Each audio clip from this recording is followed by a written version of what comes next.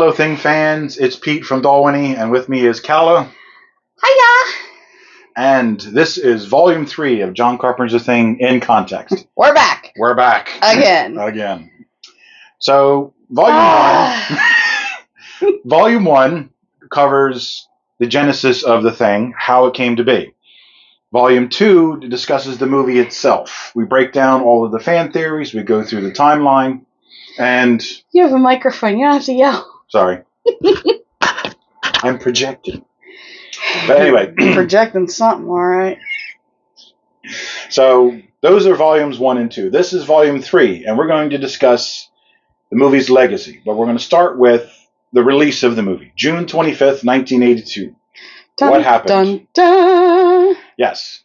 Leading up to the movie's release, in Stuart Cohen's blog, he mentions that the studio had some previews. They were a bit lackluster, and they started to lose confidence in the movie itself. And that's where things start to kind of go off the rails a little bit for The Thing.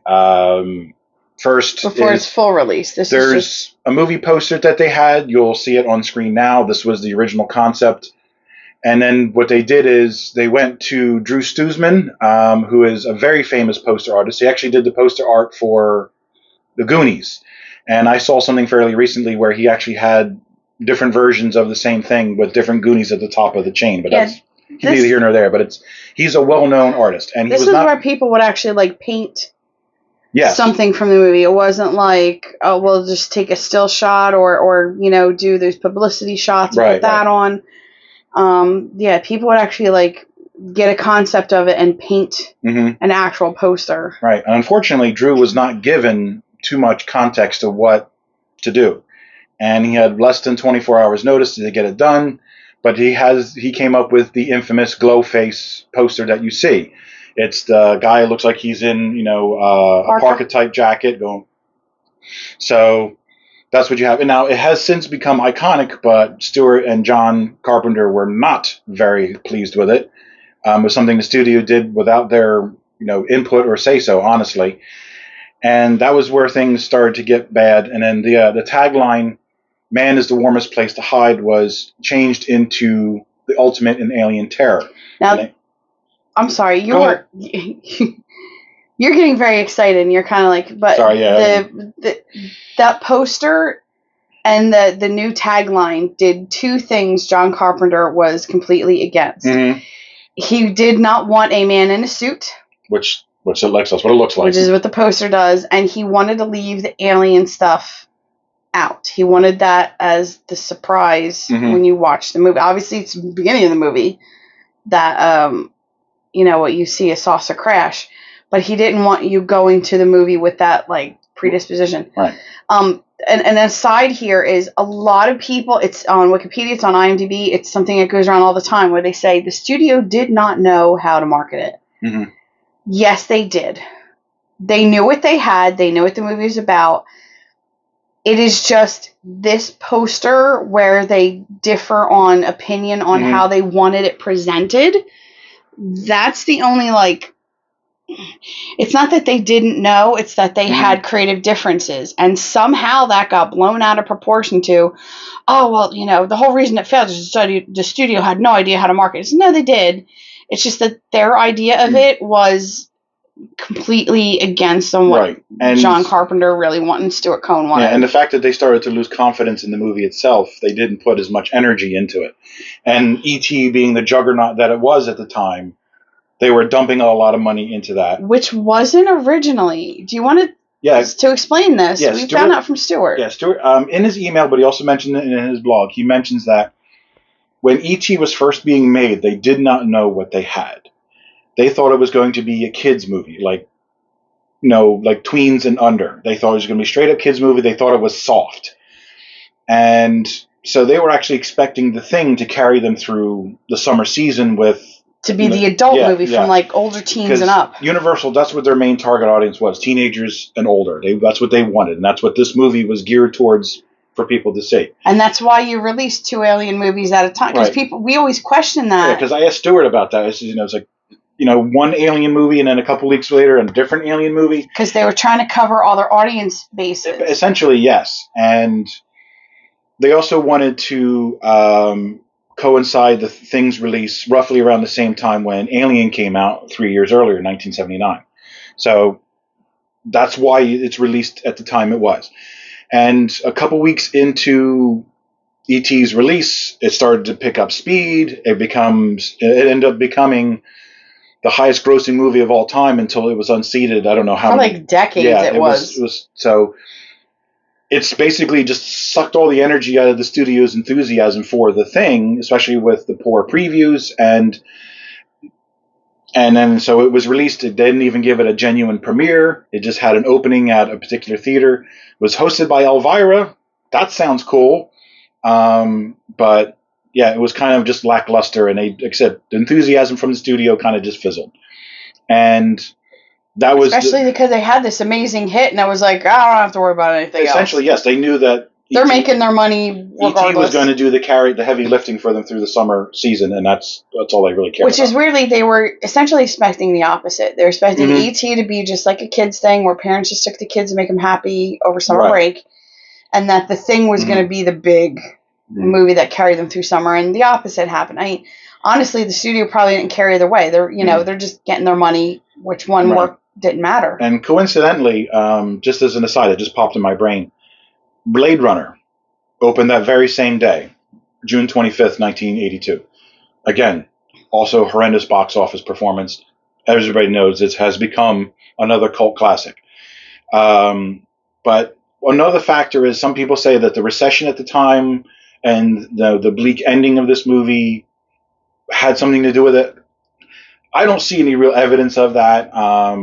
Stuart doesn't really think so either. He genuinely thinks that it's just that the studio lost enthusiasm for it, and they kind of just went, and they kind of just gave up. So quite honestly, you see a lot of it's in certain documentaries here and there where you see like TV shots where people have come out of watching The Thing of all ages, and like, wow, it's awesome! This was the greatest horror movie. This is great. So yeah, people did like it. It's just that E.T. just overtook it really, and then I'm sorry, this is just my take, but I never liked E.T. I saw it once when I was a kid, and I don't really remember much. My parents took me to see it, and I was just like, nah. Go back to my crayons. Yeah. Oh no, that was actually in a movie theater, not in. Not in the drive-in. Not in the drive-in. And I asked Stuart, and he also mentions this in his blog, that opening later, because I thought maybe, do it in October around Halloween, the spooky time. And he said, no, it really wouldn't have made a difference. Because I remember Charles Hallahan thought that if it was opened later, that it would have been a difference, because it would have been not in the shadow of E.T., but honestly, Stuart doesn't think so. And I don't know. There's no way to really truly know, but that's the poor response from the studio when the previews didn't work out and it started to lose its enthusiasm. Yeah, you're seeing the dollars coming in with E.T. You're like, I don't give a crap what else we got. Like, yeah, because it turned into not just a hit, but something massive. And then. Oh yeah, Reese's Pieces became a huge thing that summer. I mean, like, nobody ate the candy before. It's mentioned in the movie. Boom. Right, and congruent with the movie's release was the novelization by Alan Dean Foster. He has a website, and if you contact him by email, you can send your book to him, and he will. It's like a P.O. box. Yeah, self-addressed stamp envelope, and he will give you an autograph. Yep. So that's really cool, and the novelization is based on one of the earlier drafts of the script. So anything that changes that we mentioned that John Carpenter made after that are not included in here. This is based on the script. And of course, it's a novelization, so a lot of the characters and the scenes are fleshed out. I think it's a pretty good read. If you're a fan of The Thing and you haven't read this yet, give it a shot. He does a fine thing. And actually, coincidentally enough... He does a fine thing. Wah-wah. And coincidentally enough, he actually does a review of E.T. in the Starlog magazine, the same one that Alan Spencer does a review of The Thing, which we're going to get to in just a moment. So that's the initial, and it's like it was interesting to find out. So many places talk about, oh well, the studio didn't know what they had, didn't know how to market it. No, the legit thing comes down to Princess Bride and stuff like they did not know how to market. Even though Grandpa literally tells the kid what it is. It's like, there's your marketing right there for Princess Bride. Well, I can understand because that, The Thing is, story-wise, is rather simplistic. There's an alien. It can mimic people. It's scary. What are you going to do? Princess Bride, the story is a much more complex. And so, I can understand them having difficulty. Yeah. Or even like Buckaroo Banzai, which came out the following year. That's a very strange movie. That's very different. John, let's go. What's the movie about? Watch it, because it'll take me longer than the movie to explain it. Right. So. But yeah, so those things. But it's just interesting that people say, well, they didn't know. It was more like a creative issue just with the poster, and that's it. Because there's the trailers are floating around. Even the Blu-ray has the original trailers. They knew how to market it. They knew what it was. It's just that they were not expecting E.T. to do what it did. Yeah. And I don't think the studio, no one. I mean, E.T. didn't just break box office records. It's like set a standard for decades to come. So then the reviews start rolling in. And very few of them, I can only find one that was relatively positive.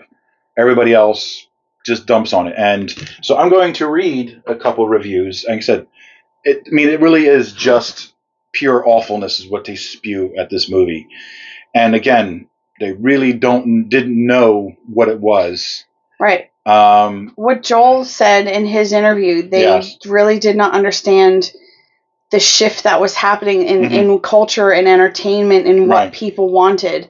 But what it informed me was that Canby was too old to be writing with you. He didn't understand what the changes were, not only in filmmaking, but in zeitgeist. He called it horror porn. Oh, yeah. I mean, you and I have talked about this a lot before about some critics. You even see it now with other YouTubers doing movie reviews. Like, well, I'm not a fan of this genre, then you're probably not going to like it. Right. If you don't like horror movies and you review a horror movie, or if you don't like you don't like rom-coms, you're not going to. It doesn't matter if it's the most perfect one, you're not going to like it. So, I think that's There's a lot to unpack here. I'm not going to go through all of the reviews because I'm just going to go through a couple, especially ones that are the more prominent ones, and I'm going to read it. Get your mic out. As it comes here, because I haven't even read all these because I want to actually have like a genuine reaction. All right, this is Vincent Canby, June 25th, 1982, New York Times. Now, this is the reviewer, the critic that Joel Polis mentions in his interview, how he was behind the times even. Like, he's like, he was old hat. He did not realize the zeitgeist had changed. So. Vincent Canby, he can be wrong. Right. So, John Carpenter's The Thing is a foolish, depressing, overproduced movie that mixes horror with science fiction to make something that is fun as neither one thing or the other. Sometimes it looks as if it aspired to be the quintessential moron movie of the 80s. What? A virtually storyless feature composed of lots of laboratory concocted special effects with the actors used merely as props to be hacked / disemboweled and decapitated. That's a definition of a horror movie. I mean, finally to be eaten and then regurgitated as, guess what, more laboratory concocted special effects. There may be a metaphor in all this, but I doubt it. There wasn't. Mr. Carpenter has demonstrated he can make good, comparatively plain, old-fashioned scare movies, referring to Halloween, and effective suspense thrillers, Escape from New York. But he seems to lose his own head when he combines two or more genres. Escape from New York is suspense? There's more action. When he combines two or more genres, as he did in The Fog and does again here. For the record, it should be immediately pointed out that his new film bears only a superficial resemblance to the Howard Hawks' 1951 classic The Thing. As it was supposed to. Though both were inspired by the same source material, John W. Campbell Jr.'s story, Who Goes There? The Hawks film, written by Charles Lederer and directed by Christian Nyby, however it's pronounced, apologies if I got it wrong, is something of a masterpiece of understatement. It's also funny, the new Thing has been written with no great style by Bill Lancaster and directed by Mr. Carpenter without apparent energy or the ability to share his interest with us. Was this guy drinking acid while he was writing? Like, seriously, I'm not talking like, the hallucinogenic. I'm talking about, like, was he just drinking vinegar and just, like, what the hell, dude? That's harsh. In this respect, Mr. Carpenter's Thing seems itself to be imitating other forms of movies, particularly Invasion of the Body Snatchers. Which was something he was very conscious of making sure he did not do that. Yeah. I've heard things. I've heard that, like, some critics don't even actually watch the movie. They'll, like, go in for 5 minutes and, like, I got somewhere else to be. And they don't watch it, or they're like, now they're on their phones, not paying attention. So I was curious when Joel mentioned this, and Alien had come out 3 years earlier and was a massive hit. Everybody liked it. And so I wanted to see if Canby was thinking the same thing about Alien as he did about The Thing. Did he give it a shit review because he doesn't understand? And he did. So the guy's a moron. Or at least he's not a moron. He's just not, clearly not a fan of horror, not a fan of suspense, and not a fan of, and not just not a fan, but he doesn't understand. Times are a-changing. Yeah, because he says right here, don't race to it expecting the wit of Star Wars or the metaphysical pretensions of 2001 and Close Encounters of the Third Kind. He's referring to Alien, by the way, not The Thing. At its best, it recalls The Thing, though the Howard Hawks film was both more imaginatively and more economically dramatized. Horror movies aren't really drama. And it says, it's an old-fashioned scare movie about something that is not only implacably evil, but prone to jumping out at you when the movie hopes you least expect it. Called a jump scare? Yeah. So, yeah, he wasn't fond of Alien either. Wonder what he said about Jaws. I don't know. I'm not going to go back that far. But one of the other ones is Roger Ebert. Again, one of the more prominent critics at the time. Oh, I watch Siskel and Ebert all the time on the weekends. I watched the old clip of the actual review they did of The Thing in the beginning, the little title sequence or whatever you want to call it. Mm-hmm. It's like, boom, it bring me right to childhood when I used to watch it all the time. That is one of the things where I was like, we saw that movie. They're giving it a bad review. I don't get it. And my parents were like, yeah, anything a critic says is bad, it's probably a really good movie. Mm-hmm. They're just, and it's like, why? I don't know. They're just mean like that. So there was, like, my parents had no answer. I remember thinking the same thing. It's like, well, if the critics like it, then or hate it, then it must be good. And so many people in school were like that, I remember thinking that. There's a lot of people agreeing with that. It's like, they're giving it the thumbs down. It's a cinematic tour de force. It sucks. Yeah, it's shit. It's boring as shit. Right. Okay. So, Roger Ebert, again, when he talked about it on the TV show, his words and everything are a bit different, but roughly the same. This is his printed article in the Chicago Sun-Times, I believe it was. The Thing is a great barf bag movie, all right, but is it any good? I found it disappointing for two reasons: the superficial characterizations and the implausible behavior of the scientists on that icy outpost. Characters have never been Carpenter's strong point. He says he likes his movies to create emotions in his audiences, and I guess he'd rather see us jump 6 inches than get involved in the personalities of the characters. This time, though, despite some roughed-out typecasting and a few reliable stereotypes, the drunk, the psycho, the hero... I don't know what movie he's watching. These guys had alcohol, but they weren't drunk. They were like, hey, Fuchs, what you got for me? Seriously. He has populated his ice station with people whose primary purpose in life is to get jumped on from behind. Kind of sounds like he's paraphrasing somebody else, doesn't it? Mm-hmm. The few scenes that develop characterizations are overwhelmed by the scenes in which the men are just setups for an attack by the Thing. Again, paraphrasing another critic. This bitch didn't even watch it. Yeah. Because this material has been done before and better, especially in the original The Thing and in Alien, there is no need to see this version unless you're interested in what The Thing might look like while starting from An anonymous greasy organs extruding giant crab legs and transmuting itself into a dog. So yeah, But didn't his that's Ebert Siskel? He liked it. Gene Siskel in the video on the TV show, and we'll show a clip here. And there is a similarity between the two films, with both having the subtext of a Cold War mentality, suspicion of strangers. This part of the thing is not disgusting at all, I think. Actually, it's quite intriguing, especially in this scene where the scientists begin to doubt each other, wondering who among them has been infected by the thing. Later, there's a terrific blood test where they try and check out who is human, who is not. I wish this movie were less ugly than it is, because in terms of storytelling and suspense, and that subtext of suspicion of one's fellow man, this is actually a very well-made movie. But at regular intervals, no doubt about it, it does gross one out. They often actually had opposing views. Right. He actually understood what the main part of the movie was. It was the paranoia, the whole like who goes there, because John Carpenter even was actually tempted to return the movie to that title and call it Who Goes There instead of The Thing. And Siskel understood. That's what it was about. It was the paranoia, the absolute terrors. Like your best friend standing next to you could be this murderous alien. I hear Gary say that when he had to kill Bennings. It's like, I've known him for 30 years. That wasn't Bennings anymore. So, the fact that I know this movie so well and it's not my favorite movie just like gets me.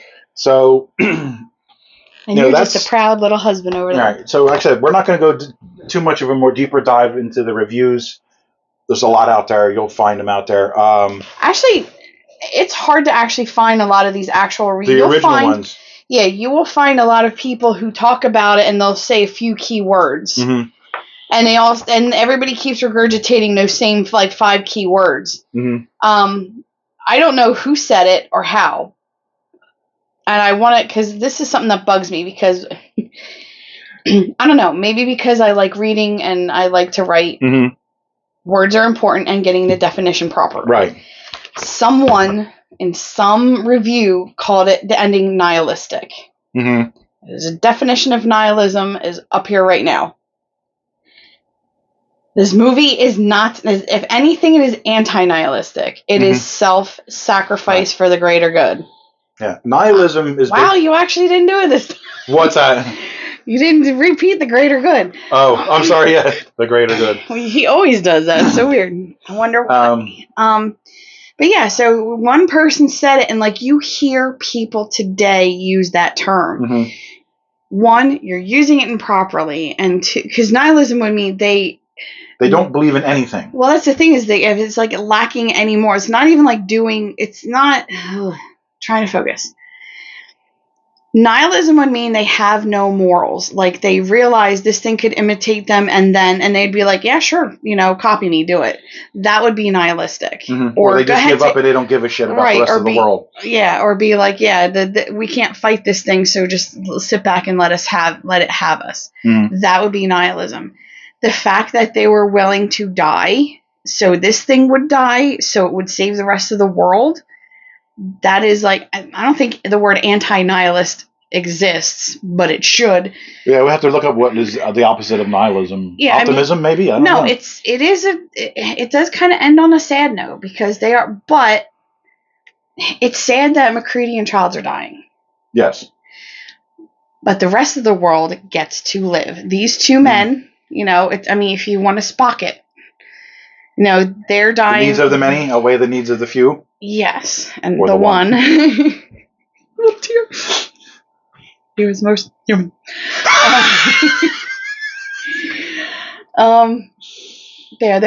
Anyway. That's not nihilism. That's not the definition of nihilism. And no, it's not one of those things where, because people have misused it, this is what it means. No. It ends on a bit of a down note, but if you think about it, no, it's the rest of the world is saved because they died. Well, that's the thing. It's like people see that nihilist and they say nihilistic or whatever. Oh, I'm going to use that word. It's a buzzword and everybody starts using it. This is nihilism. It means that they don't give a shit. They don't care. They don't believe in anything. These men, like I said, we both believe that they're both human at the end, and we've talked about that part. We talked about it in Volume 2. But if you want to talk about that further, please welcome to comment in this comment section below and let us know what you think. But these men made the supreme sacrifice. They gave their own lives to save humanity. That is the exact opposite of nihilism. Yes, it's a bleak ending because they both freeze to death. Yeah. And it's a down note, yes. But ultimately, you think about it, they saved the world, if you want to look at it that way. So it's a great ending. Yes, it's sad. But But it's realistic. It is a bit more realistic than, what actually Kenneth Tobey, who played Captain Hendry in the 51 Thing from Another World, he actually has a little blurb in here about watching John Carpenter's The Thing. And he thought that was the thing. He didn't like the ending because it was too realistic and audiences don't want that. Like in his movie, they needed to have the good guys triumph over all. Watch the skies. And that didn't happen in Carpenter's movie. But actually, if you want to read this, I don't know if it's online anywhere, but I got this off of eBay. It has Alan Spencer's review. Again, he dumps on it. I'm not going to go into too much detail, but he dumps on the movie. And then, like I said, Kenneth Tobey, who played Captain Hendry in Thing from Another World, gives it a decent amount of praise. Now, he is a bit critical sometimes, but he gives it a decent amount of praise. He actually really liked the movie, and he was actually interested in watching Halloween afterward because he had never seen any of Carpenter's movies before. So that is very, very... I don't think anybody ever mentions that about... They take a couple clips or a blurb of his words, whatever, and they isolate it. They take the where he was saying, okay, because he gives a praise in the beginning. Yes. He praises the actors, he praises the story, he praises some of the way they changed it, and he even says how his movie was way off the original book. His movie was way off book. When it comes to the creature, And then, again, I don't think he was quite understanding that times were changing because he's still like more of an old school actor, old school movies. Right. And he's from the older Hollywood, so yeah. But he also said even when he was criticizing it, like in a negative way, he was so eloquent about it. He wasn't like a dick being like, no, it's a fire fag movie, No, he didn't slam it. He didn't say, "Oh, this is a piece of trash" or anything like that. He was critical but respectful. He basically did the pros and cons list. Essentially, yes. And he said, "Well, we would do things differently." That's all. Yeah. Excuse me. That's grace and class. That's a class act right there. Yeah, where a lot of critics don't. So yeah, some of these reviews, like I said, they're a bit longer because, like, if you go onto Wikipedia and some other websites, when they talk about the critical response, you just get like a couple words or a few sentences. Reading the full reviews, it's actually a lot worse than what you're reading on the little snippets here and there. Oh gosh, yeah. They really dump on it, and it really is uncalled for. And basically, you want to say trolling is nothing new.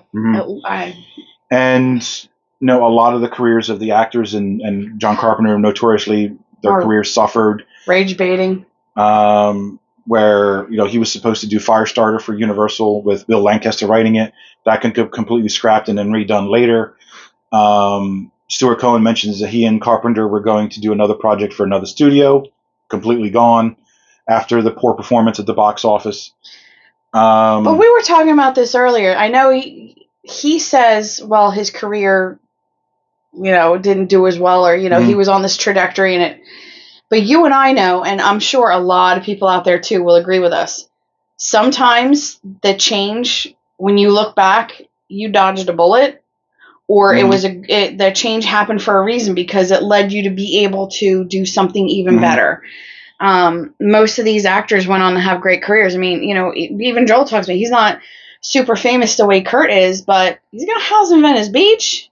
He looks healthy. He looks good. He looks healthy. He's happy. He's good. I mean, he didn't look as old as 73. I'll tell you that. No, he's got this beautiful look of contentment on his face, and he's still, he's getting job offers again because now he's able to do them again. I mean, he's worked the whole time. None of these. I mean, even John Carpenter, he got other options. It's just like if he had done the Firestarter, he wouldn't have done Christine. Oh, I love Christine, and I love the way he did Christine. It's another one of those movies that kind of has a cultish classic status, and I love that movie. That, like I said, the transformation of the car sequences and everything, really cool. And you read the book, and so you're like, these. And then you can also see where he had to make cuts and adjustments to fit for time. Right. Because for time. So, all in all, the movie ended up costing $15 million to make. Worldwide, it made roughly $19 million overall. Ouch. not really that great. So I'm going to put a link below if I can remember where it is. Maybe not. Scratch that. Reverse it. Christopher Provost from Park Pass. He explained about, because he was talking about the Snow White movie Disney did. I know this is like a total 180 that I just did. But I'm going to try to find it so maybe we can link it. Because he explains how studios need to make, quote, make money. You say it cost 15 and they made 19. It's like, well, they made a profit. No, they didn't. Because that 15 million is the cost of making the movie.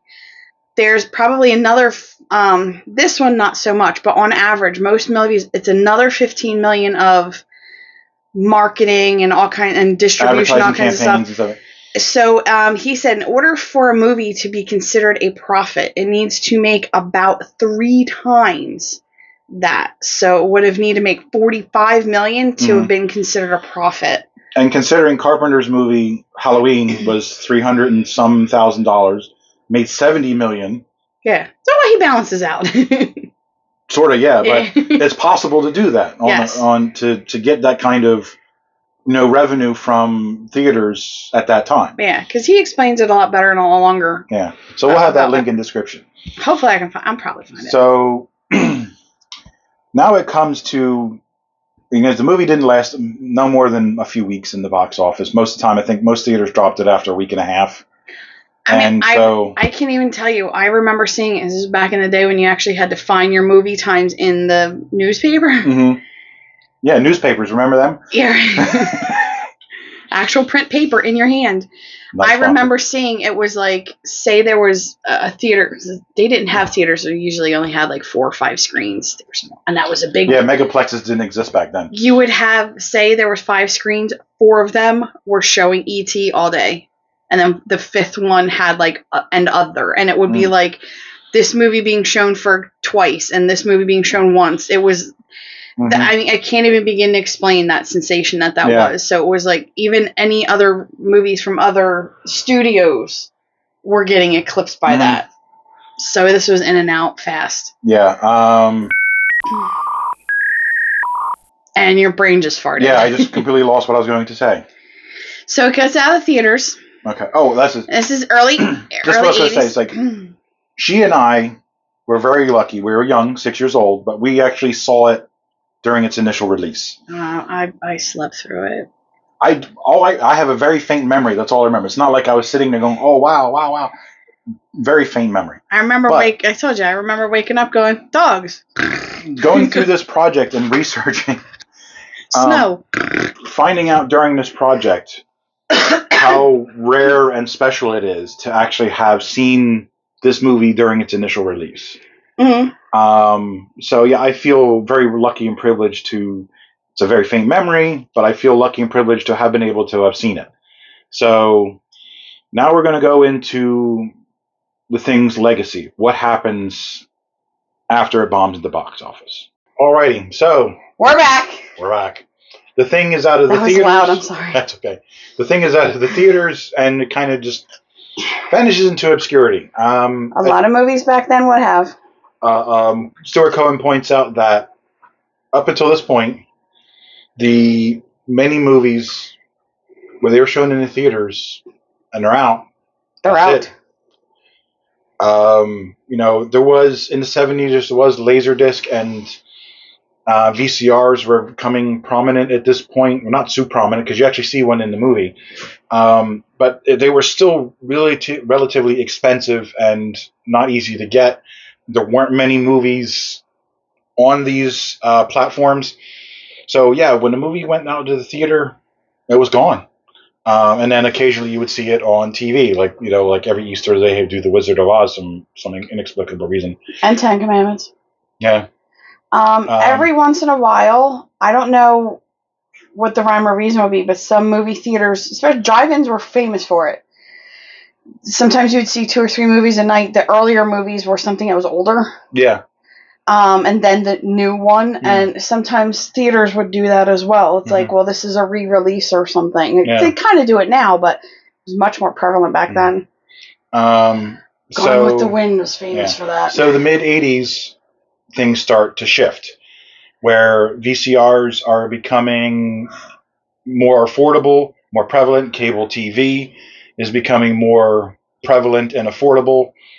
So more and more homes are getting this stuff where you can watch things that used to be in the theater, only in the theater, at home. And this is where HBO, 8 o'clock Friday night, or 9 o'clock Friday night premiere. That was like, woo, I saw that. That was in the theater a year and a half ago. Right. May 27th, 1984 is when The Thing premieres on HBO, home box office. Almost 2 years later. Yeah. Then it doesn't actually make its broadcast premiere until 1986. Heavily edited. Obviously, it's broadcast television, so the gore and everything is cut down. There's this weird narration in the beginning when it talks about the characters by some unknown person. I don't think anybody's been able to figure out who it is. They don't want to put their name to it. The music is weird. In the Shout Factory Blu-ray, you can watch that version, but the transfer is really bad. It's grainy. It's not a great picture, but it's worth a watch to see. It's like, okay, they thought this was a good idea. Commonly called the bastardized version. Or Stuart refers to it as the MST3K version. It was edited by a person named Sidney Sheinberg. I don't know who that is, but I just want to give credit where credit's due. He edited that abomination. Does he really want credit for that? Yeah. And yet, that's where a lot of people got to see it. Right, and that's the thing. Oh, you have a clump of dog hair or something stuck to that. Just get that later. Don't put sticky fidget toys on the floor where the dogs are. So that's where The Thing starts building up steam as a cult classic. People can rent it or buy the video cassette, or they'll see it on HBO and then have a VCR. They'll record it. My dad literally had a whole wall, bookcase full of VHS cassettes that he recorded off of TV, the HBO, all of that stuff. So it's like, I ain't going to buy a cassette or rent it. I'm just going to record it, and there it is. And we had a lot. I mean, I'm already paying for cable. I'm not going to pay for the movie, too. The cassettes were like roughly 5 hours long, so you could easily get 3 90-minute movies in there. So, yeah, it was it was a lot. Did you guys ever do, we don't like this anymore, but you broke off that, there was like a tab on the VHS tapes. Mm-hmm. So you break this tab off, it means you could not record over it. But everybody figured out a hack, was you put like electrical tape or some kind of sturdy tape over where that tab was, and it tricked the machine, and the machine would record over it. Because that's what the tab was for, so we could record over the whatever it was there. Keep it from, yeah. Yeah. I remember doing that. I was like, this movie sucks, or it's a bad version. But I broke the tab off. Tape. Just a little bit of tape, and you're good to go. Just as a little side note, when it comes to VCRs. Well, there was Laserdisc, which, and it was too expensive. You know what? Because I don't know what video I talked about it. Laserdisc was cumbersome because they could only fit so much. When we did the Advent calendar. All right. Nobody's gonna go watch that one. It's too long. Laserdisc, I'm trying to remember. Some movies were 2 discs. They're huge. They're the size of an LP. And they would be 2 or 3 of them, and you would get like so many, like 15 to 20 minutes. Have to flip it over another 15 to 20 minutes, and then go get the other one. And of course, being the kid, we're the ones that have to do it. Yeah, in those days, we were the remote. The kids were the remote control. Go over there. So yeah, Laserdisc was very expensive, and it was also a pain in the butt. You did not get to watch a movie comfortably all the way through. You had to get up and do stuff. That is a pain in the ass. But although it was nice because it's like, all right, we got to flip the disc. Do you need to go to a bathroom? Do you want to go get a snack? But in the early days of VCRs, they had VHS, which I'm sure a lot of people were the cassettes, and up until I don't know how many years ago when pretty much DVD took over as the home video platform. But in the early days of VCRs, there was another kind of VCR called a Betamax. The cassette was just a tiny bit smaller than the VHS. I think it was ultimately cheaper as well, if I recall. The machine and cassette was cheaper. So, but my dad had to have both. He had a Betamax and the VHS. I mean, literally like recording one tape onto the next. He was the king of trying to get a workaround from having to pay for shit, honestly. But it didn't last long. And You can credit the adult film industry for that. Because for whatever reason, they decided to standardize on VHS. All the porns. So, it says, all the pornos. All you Gen Xers and older millennials, if you went to those video stores, they had that beaded curtain where the adult section was. And that's where you rented those tapes. No one under 18 or 21 allowed past this. You rented that kind of movie over there, and that's and they standardized the VHS, so VHS became the most popular because a lot of guys wanted to watch their porn. So Betamax went the way of the dodo. But this is also the time when it's so funny. The porn industry killed Betamax, which the electronics magazines that were touting it because it was cheaper and smaller and you could fit more on the tape, and it was like, this is set, and somehow the porn industry's like, nah, we don't want to do it. And then that's the kind of power they had. Yeah. So it's like, come on, think about it. The internet probably wouldn't exist if it wasn't for certain videos and things being, Yeah. So cut to the cut scene, which references the cut scene that was thrown out of McCready and his book. Oh yeah, it's a shame that nothing of that exists anymore. Why? There's just a still shot of it. Seen the weirdness of it. So home video became super popular and affordable. And at the time, like I said, there weren't many movies on home video, but it just started to snowball. And over time, the thing developed this cult following, this cult status, because everybody, you could watch it, rewatch it. And that's when things started, people probably started to develop their own ideas about what happened when. I'm going to pause that and go back. What did somebody do this? Did somebody do that? Because you could do that. Right. Couldn't do that before. But it was very cult at the time because there wasn't no internet or anything like that. There wasn't no internet.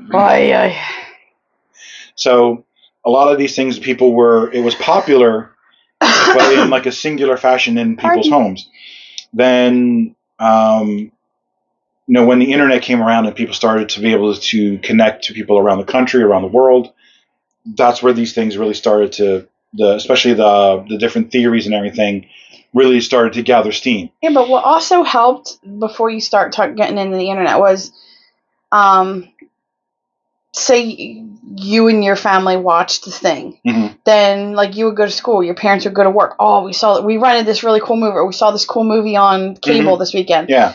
And then people would go, Blockbuster wasn't even a thing yet. It was just like mom and pop stores. So people would go rent them. So it was, when you're talking about something cult hit in the 80s, or even before, it's word of mouth. Exactly. And so it's that fact that this gets popular and this gets popular. And then in those mom and pop stores, the more something is rented, even if it wasn't a new release, they'd always have that shelf, like popular this week or popular this month. Mm-hmm. And that's all right. Well, the new release is out because they only had 5. Honestly, when the video store we went to when I was a kid, they only had maybe 1 or 2 copies. Oh, wow. And it was very difficult to get a new release until it was maybe a couple of weeks into it, and you got lucky if you went early enough on a Friday or something. Yeah. But the word of mouth is you rent a tape, or your parents buy a tape, and you're like, oh, come to my house after school and plug this into the VCR, and you can watch this really wicked movie. And because you got it for 3 days to some of them were 3 to 7 days, depending on what the release was. So it's hey, we got this cool movie. Are we coming over to my house? We got the VCR. Mm-hmm. So and that's how things spread. And that's what we had mentioned earlier. That is how The Thing, Blade Runner, Princess Bride, and a boatload of other movies in the early 80s became The Adventures famous. of Buckaroo Banzai. Yes. There's another one that escapes me right now. But even some of Carpenter's movies like Escape from New York or The Fog, where they did a decent business at the box office, but they weren't massive like Halloween was. But they kept rolling because of on home video. Boom, they kept going and going and going. Mm-hmm. And so that's the 80s. That's how, if you were a kid in the 80s, you knew that's how things happened. Word of mouth. It even helped, side note, it even helped with Star Wars, because in the 80s is when Jedi's released. That's the first one I saw. Yeah. My father and I went to see it in theaters. It was because of VHS or also cable television I was able to see. I didn't know stuff came before until after the movie. Right. And so that was how you were able to go back and watch those. Every time I saw that, the opening of the 20th Century Fox Searchlight, I always was hoping it was Star Wars, and it wasn't. I was like, oh, damn it. Not because you're a kid, you don't understand that it's just a production company. Yeah, I didn't realize it was just a studio. So that's the 80s. That's how the movie started to get this cult following. So the 90s. So we now come to the 90s, and this is the next step in the legacy of John Carpenter's The Thing. And it's getting more and more popular, so... Yes. So we get Dark Horse and the first 2 issues of The Thing from Another World. These 2 are the direct sequel to the movie, where MacReady and Childs are both human. And I'm not going to go into too much detail, but no, the story unfolds between these 2. They're very small. They're very short. They're an okay read. Found dead? No. He was alive. Okay. He was alive. They both were. Childs tries to rescue MacReady by leaving him by the edge of the water. I don't know how they got near water all of a sudden, but he leaves Mac there for Mac to somehow be rescued, and he goes back to the camp to try. And then, anyway. The comics are okay, all of them. Then you have Eternal Vows that comes out later, and then you have Climate of Fear, and then I don't have all of those yet. But yeah, we'll put up still shots. But then the last group is Questionable Research, which is kind of a reboot almost, where it goes back to where it goes to the aftermath of Outpost 31 post blowing up the whole thing. Hold it up a bit higher then, because that's like the alien xenomorph. Well, these comics are more anthologies where they have multiple stories. Well, okay. But all of them are included Thing from Another World, because you actually see this one here actually has, a panel from the actual. Who's got boobs? I don't know, some lady. All right. Wait a minute, where did boobs come in? I said, all the comics, they're okay. They're short, they're good reads, they're quick enough. I think it's an interesting aspect of the evolution of the Thing story. Marvel has a cinematic universe. The Thing has more of a cinematic kind of neighborhood.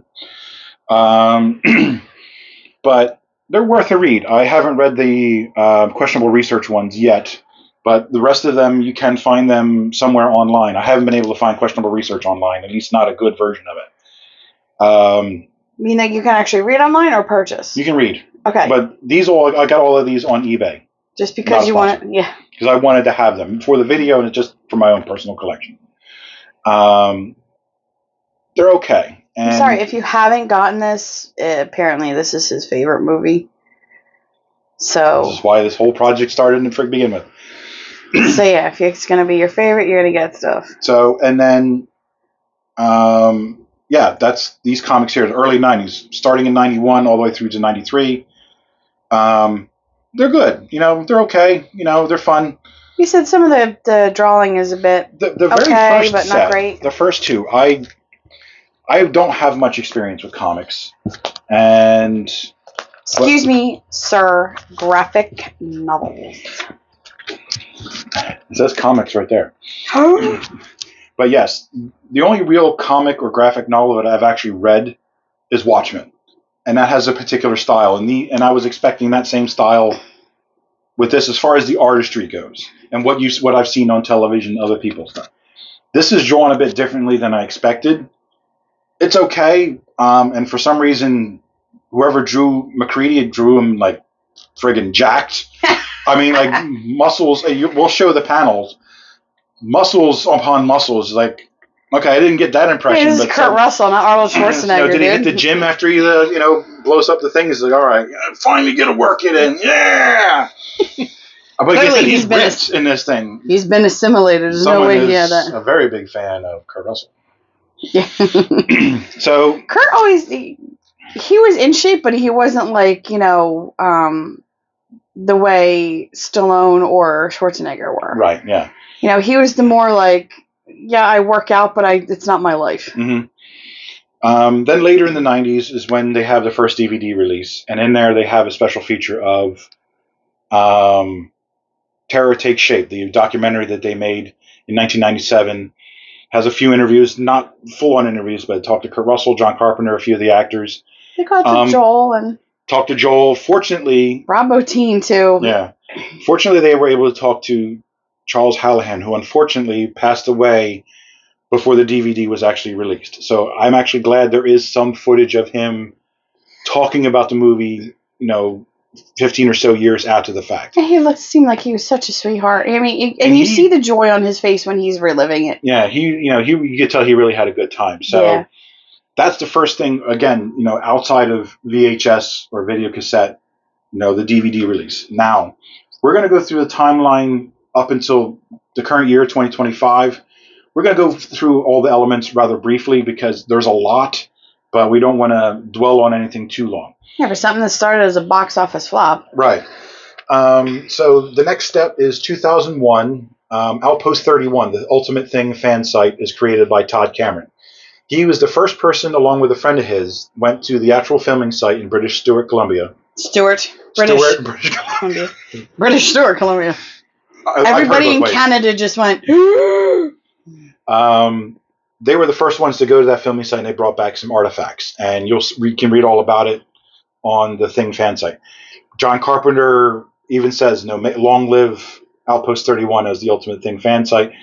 It was actually when they did the 2011 movie, which we'll get to in a little bit, they actually used that website as a research point for mapping out what the Norwegian base was going to look like when they made that movie. Well, because a lot of several fans had even worked to make not scale models, but almost like architectural drawings of how map it out. Mm-hmm. And it's really cool. There's fans that have done that for the Addams Family house and the Munsters house. Right. Even on there's a timeline similar to what we did in the last video in Volume 2. Yeah. About what happens when. And you can still read everything on Outpost, or you just know it's no longer available to add your own comments. Yeah, they have a discussion board, which I was a member of for a long time. That has since closed. You can still get to it. You just do Outpost 31 discussion boards, and it'll lead you to, I think it's actually a separate website where it's hosted on a server. I don't believe you can actually add any more comments. Now they're on Facebook and Instagram, so you can check them out there. The next step is 2002, The Thing video game.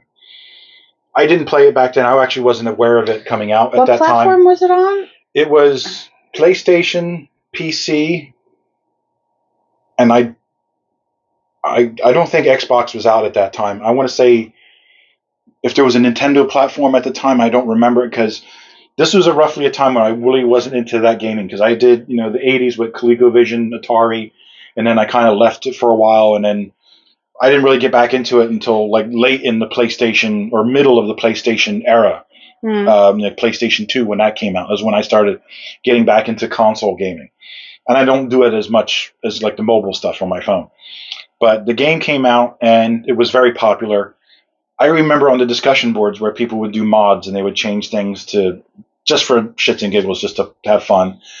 You can get that game. It's still available now. We use Steam. Yeah, we got We're able to get it, but it's available if you think it's other places too. Yeah, I think you can get it. I don't know if it's a physical disc or thing, but you can probably get it as a download for a number of platforms. That's what we did.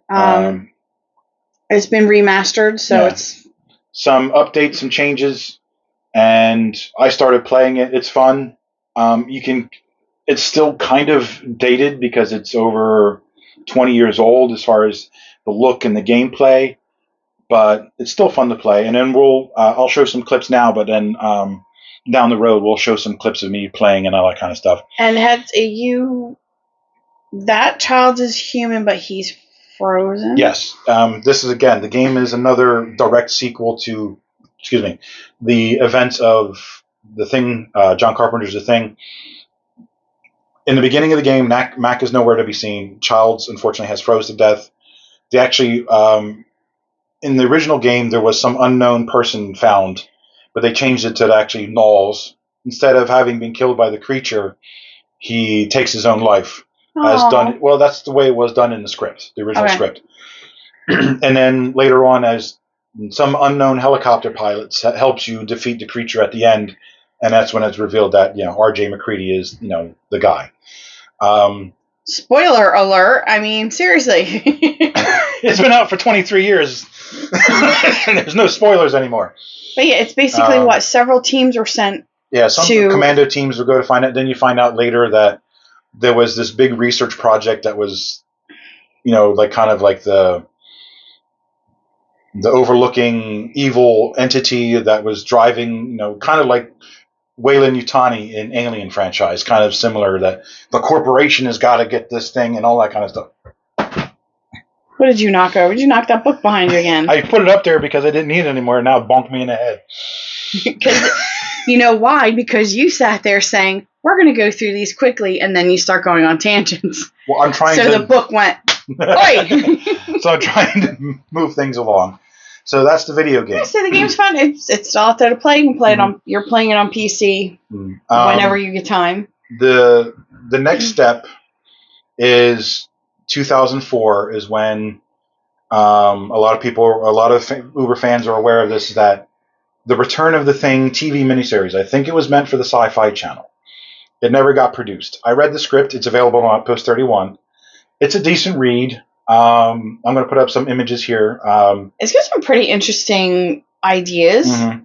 It's basically, again, direct sequel to the events in John Carpenter's The Thing. A Soviet research team, military team finds them, and then they send in, scientific researchers. They gather a blood specimen. Unfortunately, in this particular case, Mac and Childs are both human, but they're also both dead. Then it cuts to modern times, at least that point, 2004, 2005. A Soviet scientist escapes the Soviet Union, which is no longer the Soviet Union anymore. Tries to fly to America. The thing freaks out, crashes in the New Mexican desert, and all hell breaks loose. I'm not going to go into too much more detail than that. And you're just now saying that, and they had, what was it, like a Dracula 2000 or 2001? That's kind of how that started, where they were moving Dracula's body, and he attacks people on a plane, and then that crashes. Like, But it does follow a lot of the usual things, like the imagery you get is mimicking, and the same thing in the game. The imagery you get is mimicking a lot of things you saw in the movie.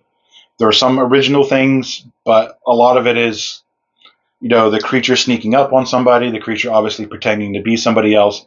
Some of the descriptions of how the creature things out is a bit more graphic, and very different than how it goes in the movie you saw. I don't know how they intend to do it, probably crap CGI.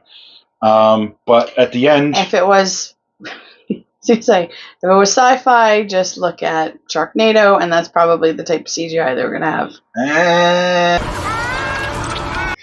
have. Ultimately, there's a bunch of people that try to fight the creatures because there's more than one of them. One of them gets out, they detonate a nuclear device, which wipes out a huge section of New Mexico. But one of the creatures gets out, fade to black, and then you have it. You said it actually sounds. It's a shame that it didn't get made. It actually did sound, pretty cool. Some of the things I thought didn't quite fit into what the narrative John Carpenter had created. Yeah, but at the same time, it was interesting because they were trying to add new things. They're moving it around. They're putting it in a different location. They're putting it in a different time period. Because one of the aspects was that, like you saw the defibrillator scene where Copper zaps the thing and it reacts. In there, they were actually using it to get the creature to not necessarily submit, but actually revert back to its original form by constantly applying electricity. That's how they would get, almost be able to speak to the original being. I thought it was a bit far-fetched, but that's what it is.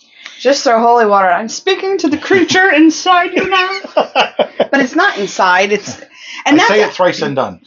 Unfortunately, a lot of people, even still today, misunderstand, and they still try to think it possesses you, or that it's like some creature that either what do I want to say? They say almost like parasite? A virus or parasite, and it's not. It doesn't typically work that way. Yeah, we discussed that in part 2. It consumes you, and it is your essentially food. You're eaten. You're dead. You're done. Mm-hmm. It recopies your body and is somehow able to take your memories. Right. So that's the return of the thing. So the next step is a little blip in 2010.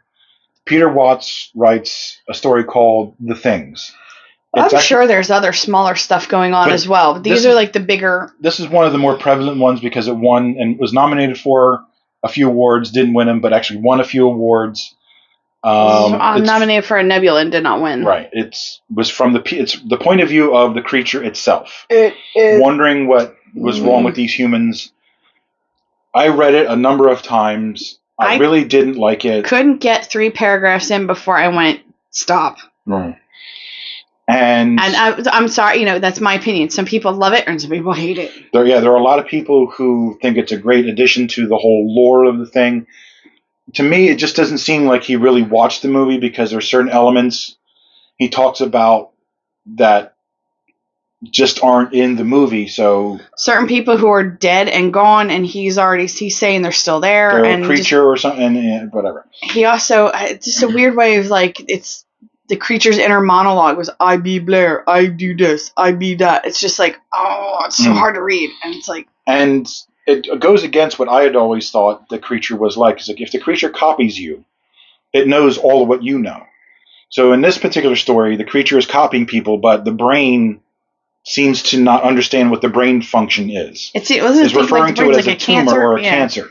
But if you're absorbing the memories of those you consume, then you're going to know. You're going to know what a brain is. Especially Blair being a biologist. Well, every adult human knows what the brain is, and you have the basic understanding of what the brain does. No, you're not going to be a neurologist and know a lot of intricate details, but you're going to know what the brain means. Honey, breathe. See.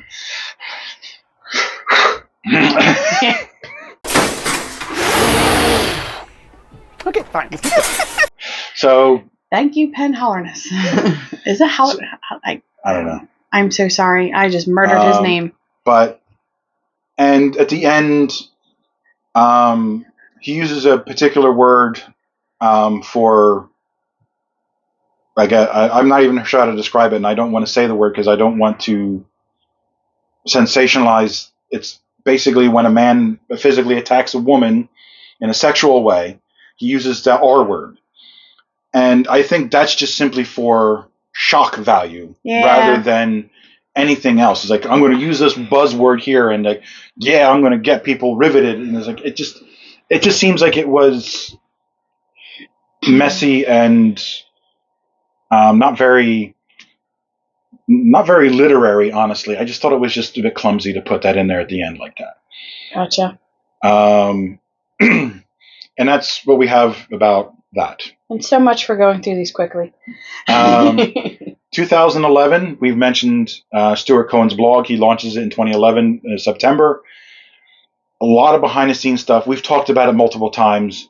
It's the original fan on Blogspot. Go check it out if you haven't already. Lots of great information. We only scratched the surface of what we mentioned in our videos about what he's got on there. So go check it out. Now it comes to The Thing, 2011. And the prequel, which is like, what do you say? It's a shadow sequel. It's more of a stealth sequel, or not stealth remake, honestly. Yeah. It's if you have not seen it, it is what happens at the Norwegian camp. This takes place, in the beginning of John Carpenter's movie, they go to Norwegian camp, like, what the hell happened here? Well, the 2011 The Thing explains that. It takes place over a short amount of time, roughly 2 or 3 days. And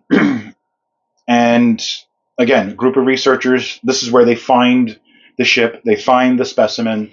And no offense to Mr. Visor, he's an amazing actor. He's been so much fun to talk to and deal with. But they actually got real Norwegians and real Nordics to play the Norwegian. Yeah, the people who play Norwegians are actually Norwegian. They did have a mix of crew because they had Norwegian, they had a French person, they had a few Americans. Yeah, so the radio operator was British. Yeah. And they try to be very faithful to the original movie, and especially when it comes to the detail and the outline. Yeah. Why was that axe in the door? How did Split Face get created? You got vindicated too. Yes. A little side note: I remember watching it in the John Carpenter's Thing in my living room when I was a kid, and I've watched it who knows how many times. They're revealing Split Face, as is come to know, the thing they brought back from the Norwegian base. And I look at it and I go, that looks like two faces being pushed together. And my mother is sitting there watching it with me. She goes, or one head being split apart. And I'm like, oh.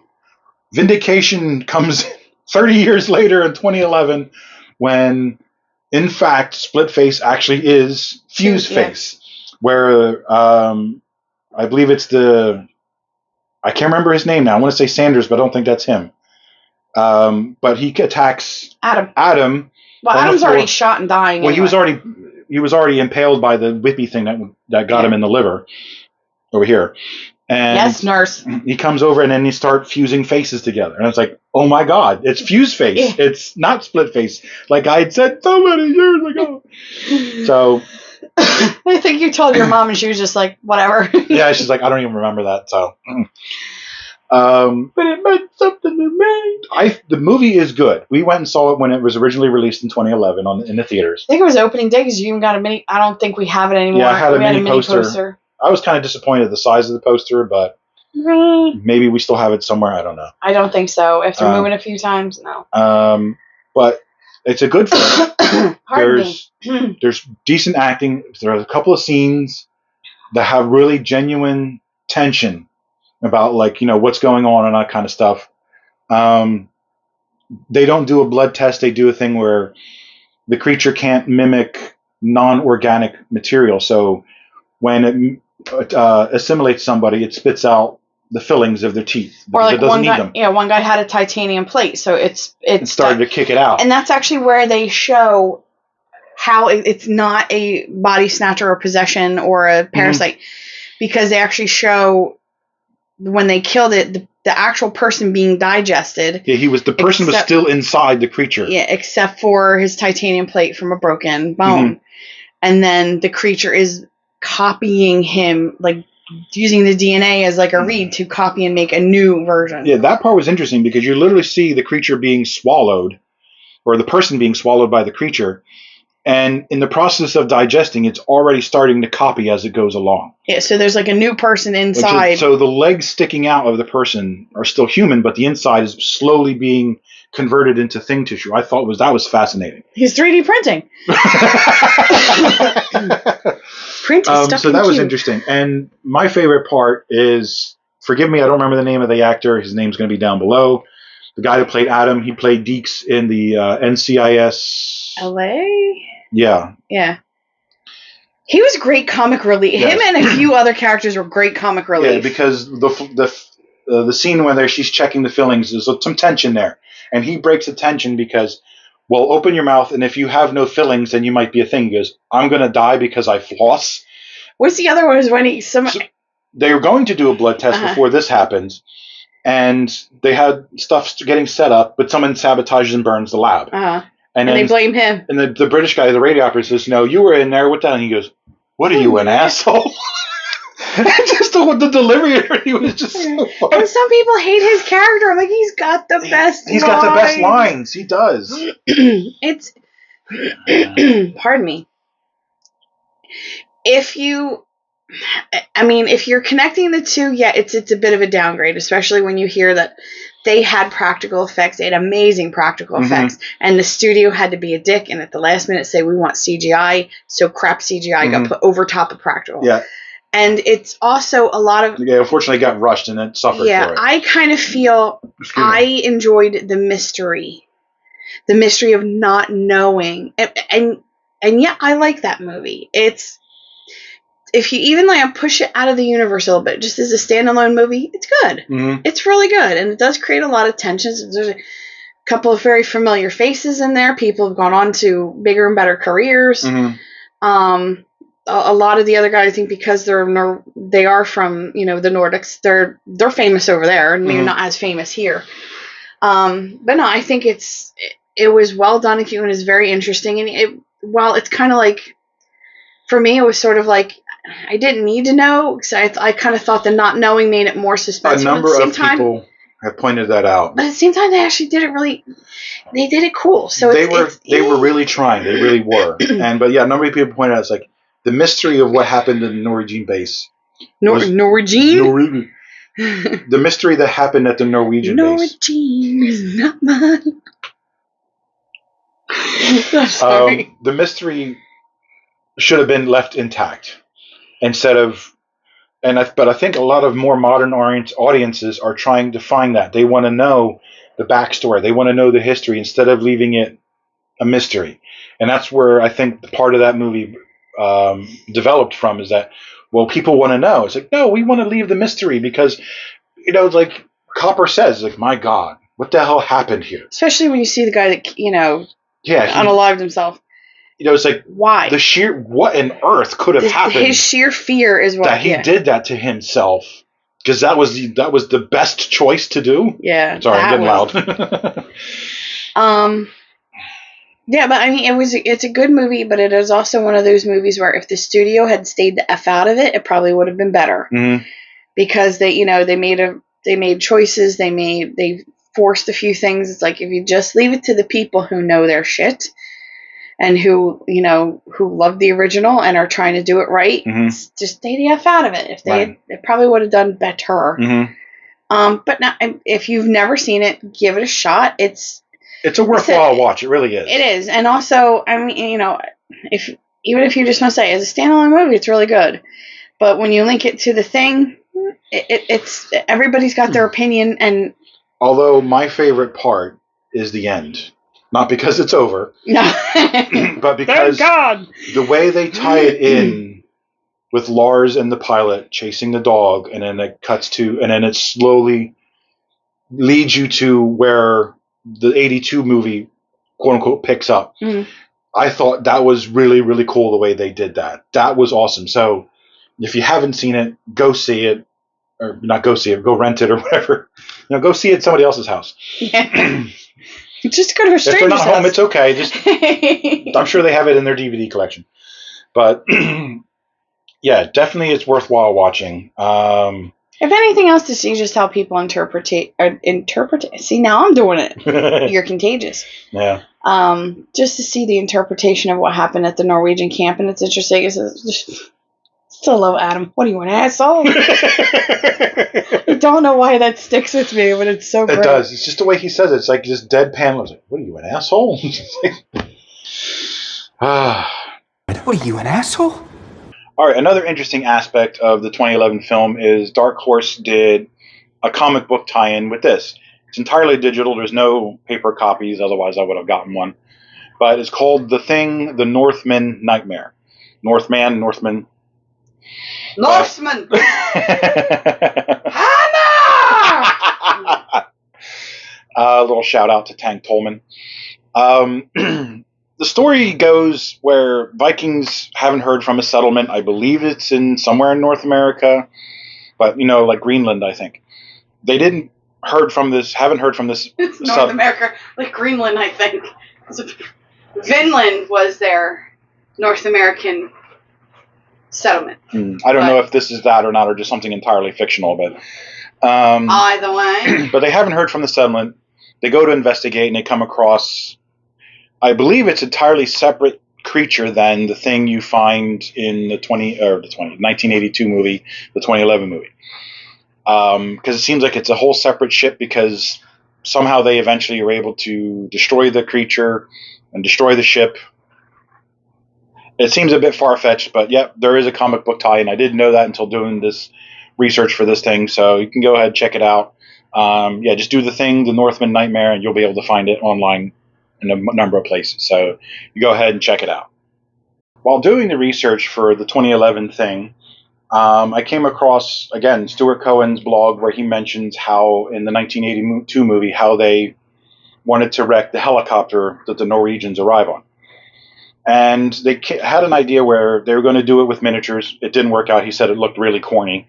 Despite the fact that in the opening sequence, that saucer is the most amazing miniature. If you watch that, what's the... Terror Take Shape? Yeah, they show the lady who made it and how amazingly detailed. Yeah, it is pretty cool. It was. So it's kind of a shame that you go from having something really amazing to like, yeah, we just went to the kids store and just got helicopters. A number of the kids store, the toy store. It's okay. A number of the Bush pilots they were working with doing the movie said, "Oh, we'll crash the helicopter for you." Like, no, please don't. Either the skill level or insanity it takes to say, I'll crash a copter for you, I'm good. Yeah. And then they ended up doing what you see in the movie itself, the 1982 movie. I'm just going to read a little bit from Stewart's blog here. It says, several pilots connected with the production in Stewart offered to crash a helicopter for real. An offer not accepted because of the dangers involved. We gave 5 seconds consideration to the idea of having the helicopter simply disappear below the glacier and play the explosion off camera before we burst out laughing. The idea was a cliche and an audience cheat. The script was finally rewritten to accommodate the action you now see. Below, you see a picture of Lars with the burning helicopter before you. The burning chopper is a shell dragged up from the mountain in Stewart and set on fire. Which I find hilarious about that, because what did they do in the 2011 movie when Carter and crew try to take off and the thing attacks in the back? And then disappears behind the glacier off camera. So there's that. You're laying on my laundry. So I thought that was kind of funny. Reading that and then thinking about what happens in the movie is like, okay then. So that's another little tidbit for you. Who knows? Maybe the guys who did the 2011 movie were trying to do some sort of homage. Nah, it'll work this time, I swear. Make it work. I don't know. Was there ever talk of being a sequel? Because I remember Stuart saying no. If you guys were offered a sequel, he'd say no. I sent him a message. I said, if the thing had been popular, would there have been was there thoughts of a sequel? And he goes, absolutely not. He says it was too tough to make. He says John told the story as best as he could. It's done with all the resources he had. That's it. They were not. They were not fishing for a sequel. They really weren't. And we're going to talk about this later with John Carpenter movies. Everybody thinks that all his endings are a sequel hook. No, they're not. He hates sequels. Yeah. We'll talk about that too in another episode. Yeah, but coming down the pike, we were going to talk about Carpenter as a director and how he tells a story. So subscribe for that. Because if it's not fully thing related, but I'm also going to include I'm also including other Carpenter movies to show that he's consistent. Yeah, some of the ones that he wrote and directed, some of the ones he just directed and didn't write. Because the director still reinterprets it his way. I felt putting it into... We originally put it into probably 2 or 3. Right. But I felt because I have to go so off the thing, it was best to just make it its own. So we're going to talk about that. It's interesting, although... I'm not getting an Escape from New York, and I'm sure a lot of people are kind of going to be like, oh my god, why? I'm sorry.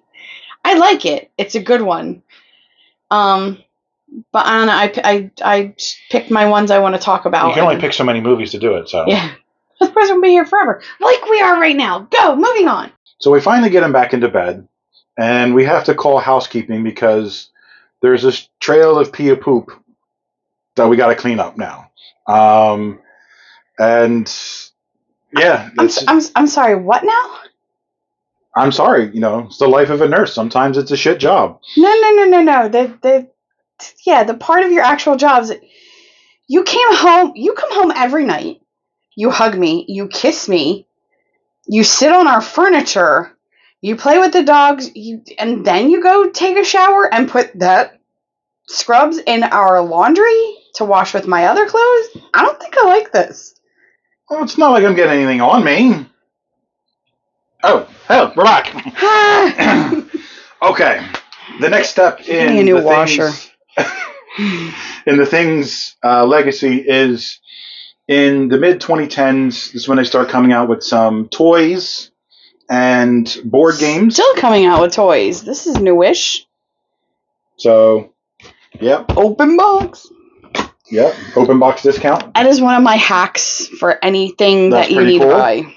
Is especially at places like Best Buy, you want a really good computer, go open box. They're great. They check it over. It's cleaned. It works perfectly fine, and you're paying 10% or more less, and you can get something better for your budget. The one the computer we use now for editing all these videos is open box. We had a budget for it that we were saving up for. I wound up getting twice the gigs, 2 times the everything for the same price. 2 terabytes. over there. Yep. Oh, and this thing is eating up a terabyte. Oh yes. This project is eating quite up a bit of memory. It really is a thing inside. So yeah, there's board games, toys that are coming out. There's one called. Would you call that a toy? That's really just more like a display model, I guess, because it's kind of toyish. Yeah, we'll have a close up of it. It's the kennel scene. But there's Infection. The Thing, Infection Outpost 31 came out in 2017 by Mondo. Last year, 2024, they came out with called The Thing board game. Also came with an expansion pack for the Norwegian Outpost. And you can find some of these on eBay. Some of the prices are a bit. There's too many outrageous to mention, really. So you can find all kinds of stuff out online. All right, cut to this year, 2025, April. John Carpenter finally gets the greatly deserved star on the Hollywood Walk of Fame. You can do a quick internet search. We'll show a clip here. But Kurt Russell was there still complaining about that hat. That's a great story. Go find Kurt Russell talking about the hat that MacReady wore in the movie. It's a great story. It really is. Just look it up. When was it? Terror Takes Shape. It's in there. He complains about it on the DVD when they're doing the commentary. Earlier this year, because I think we'll try to put a link below, because I think Vanity Fair posted it. Where John Carpenter's getting his star on Hollywood Walk of Fame. Kurt's there. He's still talking about that hat. He won't ever let it go. Keith David was there, who actually will be getting a star on the Hollywood Walk of Fame in 2026. He has something like 400 plus credits to his name because he does a lot of voiceover work too. If you know Keith David, you know how much of a distinct voice he has, and he's been in a lot of stuff. I was going to put this in 3.5, but there has been an Easter egg in this the whole time for Keith David. Dr. Cillier. Right there. Yeah, I mean, voiceover work. Mm-hmm. Epic voice, as recently Has Been Hotel. If you're a fan of the Spawn comics, he was the voice in the animated, I want to say, series. Because I don't think it was a movie. I'm not huge into comic books, graphic novels, that kind of stuff. So I'm very ignorant of a lot of that stuff. So bear with me if I'm getting it wrong. Kurt Russell got his star in 2017, along with his partner Goldie Hawn. So, and as far as things directly related to John Carpenter's Thing, I think that's pretty much it up until current events, 2025. This is August. Now we're going to go to a few things that have been inspired by the Thing, and of which there are many. A few things inspired by the Thing, with the Thing and the Thing in the place. Exactly. Yes. You can't be any more clearer than that. No. So, fairly recently, especially during the COVID lockdown, Among Us was a video game that became increasingly popular. The developers very much said, yes, the Thing was partially inspired this game, Among Us, about, not knowing who's who and who's the killer and all that kind of stuff. So, yeah, that was pretty cool. There's another video game called Deep Space, a horror video game. Not to be confused with Deep Space Nine. No, which is actually mentioned a little bit later. The creatures in there, you look at, we'll put a still picture. You can see they're very Thing inspired. There's another another video game called Distrust. It's in an Arctic setting. There's an alien presence, again, trying to figure out who's who. So there's so many more games, really. We're only throwing out a couple. When it comes to movies and TV shows, again, so many things that were inspired by the Thing. One of the more recent ones, It Chapter 2, when the kid's head comes out of the fridge and turns into the spider thing. I mean, that is a direct homage to John Carpenter's Thing, the spider head in that movie. So it's... Doesn't somebody even say, you gotta be kidding me? Yeah. I don't remember the character's name, but yeah, he says that. Bill Hader's character says that. There's another movie called The Void. That's very creepy. Has a lot of Thing vibes, also very Lovecraftian. And what I mean by that, not so much the creature. I've read all of Lovecraft's stories. And a lot of times he talks about people going to very remote places and finding arcane and occult books that... Very old, very eldritch. That give you ways to either summon creatures or go to different worlds. And that's part of what The Void is about. That's part of the story. So... the very interesting practical effects, very cool. Also, I think one of the other things with Lovecraft is like sometimes you get more questions than you get answers, or things are left not necessarily ambiguous, but we've to your own imagination. Yeah, in our series where it's Lovecraft sometimes gives you more detail, sometimes he gives you more vague details where he expects you to kind of fill in what you think could be the horror that he's describing. Harbinger Down, another popular movie amongst Thing fans, stars Lance Henriksen. It was created by the two guys who, and I can't remember their names. One of them's Alec Guinness. The other gentleman, please forgive me, I don't remember. Not that Alec Guinness. No, it's Gillis. Gill. I mispronounced it. It's Gillis. Gillis, I believe.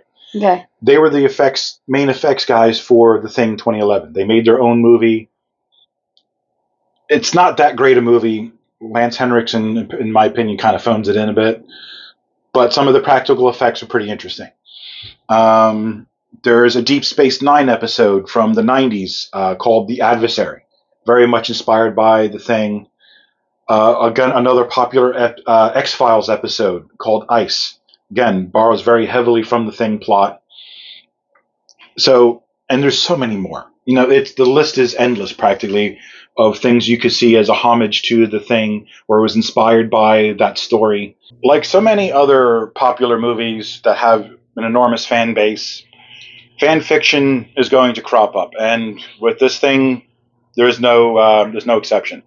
And there's a lot of fan fiction out there, but also what I wanted to point out is not a lot, but there's a number of homemade fan films out there about The Thing. I've seen them where they recreate the blood scene with their own actors and things like that. And things like that. There's one that's made by a UK production company that did kind of a parody where they're actually things and they're doing the blood test to find out who's human, which I thought was kind of an interesting twist. But there's one video that came out, I don't know how long ago now, but it's called The Thing 2. It's a fan-made film. Actually, a lot of interesting special effects. They use like stop motion and other kind of things in there. And it's a home production? It's kind of a home production. It's actually a job. It's actually a decent length. It's not just a few minutes. It's like I want to say like 20 to 30 minutes somewhere. I've been in touch with the creator. His YouTube channel is called Future Films 7014 or 7140. Future Film 7140 or Future Film Productions 7140. Get it right. You just edit that. Yeah. We'll fix the post. And he gave us permission to show some clips, so that's what you're seeing now. Some interesting clips from the film. Go ahead and check it out. Just look up The Thing 2 fan film in YouTube, and you'll find it. Or follow the link below. We also have a link. So, go ahead and check that out. And again, the legacy continues with people making their own videos and movies about it. Like I did for you. Yes. And that's what I want to get into. I got one of the best Christmas presents a while back. My wife, Kala, knowing how much I love this movie and how much I was thinking about what would a sequel look like. What you would like to see. What I would like to see. And she wrote a 20,000 word plus novella as a sequel to the events in John Carpenter's The Thing. Taking place pretty much modern times. And it was a really good read. It's something I hold very dear to me. And again, it's just not available anywhere yet. No. And I just can't thank you enough for such a wonderful gift. The time, You're welcome. The time and effort you put into it, the research, watching the movie that you weren't a huge fan of, but you watched it again and again. And you made me do it again! And actually, you didn't make me do it the first time. I did that because I love you. Yes, and I love you too, Treat. And I made that welcome kit. Yes. What was really sold it came in a welcome kit where it looked like it was battered and everything. It came straight from 1982 where it had like, a sealed evidence thing with a chain of custody on it. It was just really incredible. the detail and effort she put into it. I opened it up and there was things that were supposed to be personal possessions of, say, like R.J. McCready.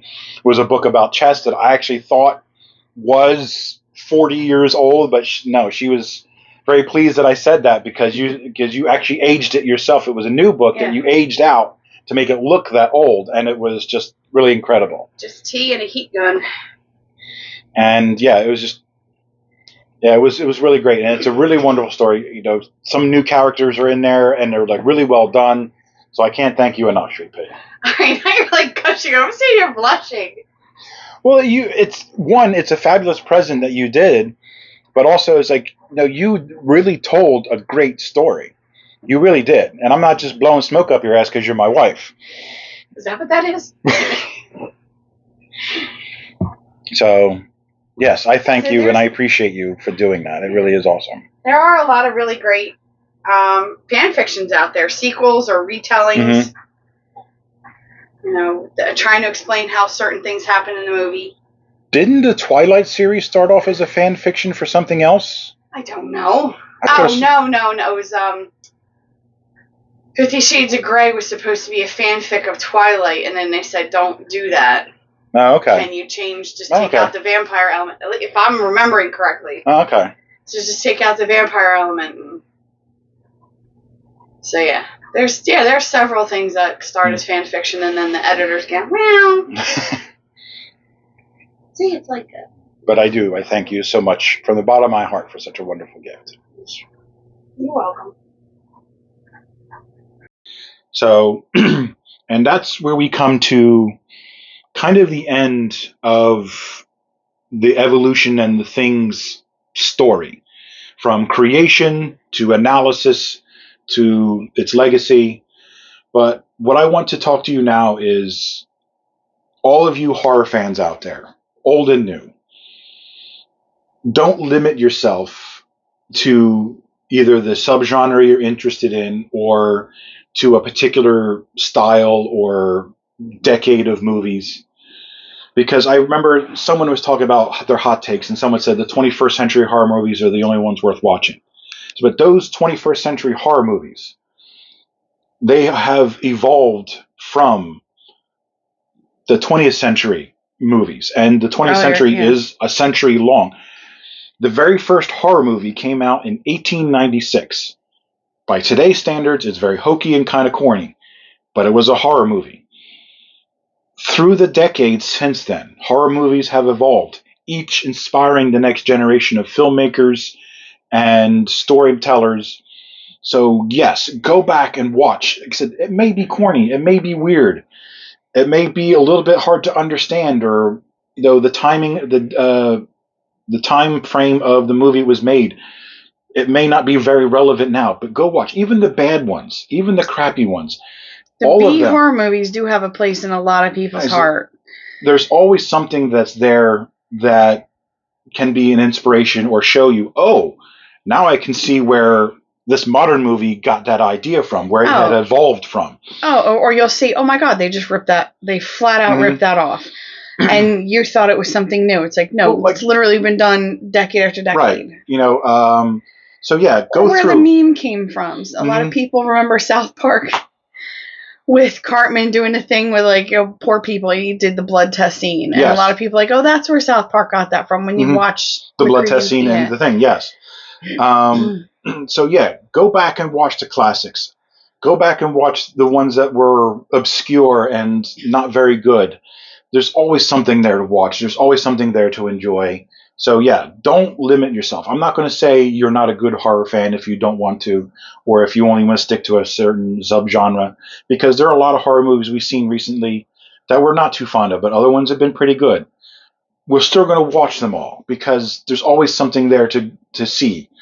Even the crap ones have sometimes an element like, oh, that's good, that's creepy. Well, I mean, Mystery Science Theater has made a living off of making fun of crap movies. That's what Elvira, a lot of people know Elvira's iconic looking, but that's something she used to do, was she used to host these things making fun of the hokey movies, because they're still, even though they're corny and cliched, it's still funny to make fun of it. And then, but some of them actually do have good, some of them have good acting despite crap writing. Right. we one of the things we not necessarily when we were teenagers, was it Rhonda Shear? What Up All Night? Oh yeah. You know, she used on to cable TV with the big boobs, and then yeah, she wasn't trying to be Elvira, but people have always been making fun of these older movies, and they're worth the watch. Sometimes you'd be surprised, some of your favorite actors who are a little bit older, to see where they came from. Like Christopher Lee. I mean, if you are a fan of Lord of the Rings, he is huge in Hammer horror. He plays Dracula who knows how many times. I know. I think him and was it Peter Cushing? No, Langella. Frank Langella? Yeah, they've been like Dracula a buttload of times, or Van Helsing, or whatever. So yeah, those movies, they're a little corny, a little dated. I mean, the girls are always very scantily clad, running around in sheer 90s with beehive hairdos in the Victorian era. But they're fun and they're interesting, and they're I totally forgot Vincent Price. Oh my gosh. Another horror icon right there, Vincent Price, if you don't know. Especially from the mid 20th century, you really got to check out his movies. But go back to the silent era. Nosferatu came out this year. It's a remake of a 1922 silent movie. Check that out. And it sounds just like Dracula's because they were avoiding copyright issues. They made that movie because it's basically Dracula, just they didn't have the rights to call it that, so they called it something else. Yeah. Go back to the black and white movies. If you like those kind of atomic giant creatures, them is probably one of the best one of the earliest and one of the best versions of this. Atomic radiation caused this thing to get to an enormous size. Yeah. Again, another great flick. So yeah, just go back and watch them. You know, even if if they're a bit corny, I said or watch the riff tracks version, especially like if there are some of the ones that are really bad B movies. Watch Giant Spider Invasion. Yeah, it's good. It's so good it's bad, or so bad it's good. Watch the riff tracks of the Mystery Science Theater version, because at least you've got somebody like making it fun of it as you're making fun of it. So yeah, but you would be surprised on what is actually recycled in movies.